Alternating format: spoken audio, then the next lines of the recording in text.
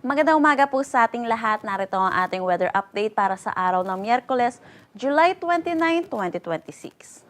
Patuloy nating minomonitor itong low pressure area dito sa loob ng ating Philippine Area of Responsibility. Kaninang 3 a.m. huli itong namataan over the coastal waters ng Rapu-Rapu, Albay. Hindi naman po natin ito inaasahan na magiging isang ganap na bagyo habang nasa loob ng ating Philippine Area of Responsibility, pero inaasahan po natin yung pagtawid nito ng kalupaan na inaasahan natin magdadala ng mga pag-ulan dito sa may Metro Manila, Bicol Region, Calabarzon, at ilang bahagi po ng Mimaropa. So yun po, tutok po tayo lagi sa updates na nilalabas ng Pag-asa hinggil po dito sa low pressure area na inaasahan natin magdadala ng mga pag-ulan ngayong araw.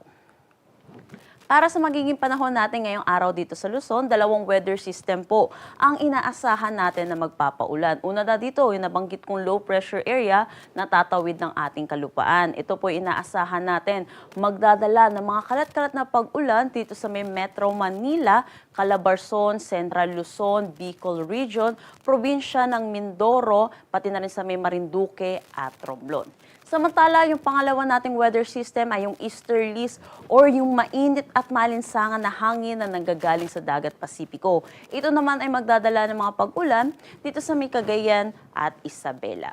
Sa nalalabing bahagi naman ng Luzon, dito sa may Ilocos Region, Cordillera Administrative Region at nalalabing bahagi ng Cagayan Valley, inaasahan naman po natin magiging maaliwalas naman po ang kanilang panahon. Pero asahan din po natin yung mga localized thunderstorm lalo na sa hapon at sa gabi.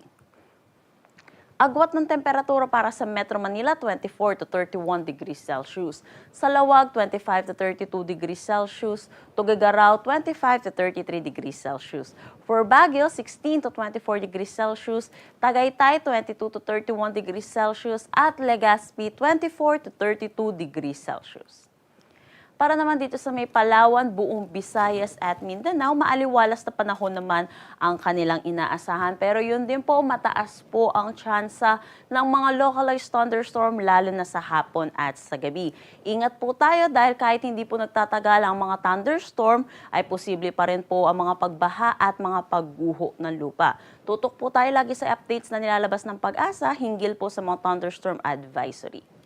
Agwat ng temperatura para sa Calayan Islands at Puerto Princesa, 25 to 32 degrees Celsius. Dito sa Iloilo, 25 to 32 degrees Celsius. Tacloban at Cebu, 25 to 33 degrees Celsius. For Cagayan de Oro, 25 to 32 degrees Celsius. Zamboanga, 24 to 33 degrees Celsius. At Davao, 25 to 33 degrees Celsius.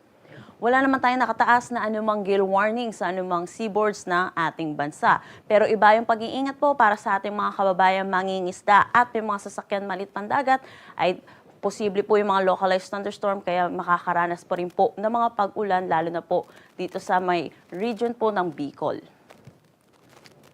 Ang sunrise mamaya ay 5:39 a.m. at ang sunset mamaya ay 6:26 p.m.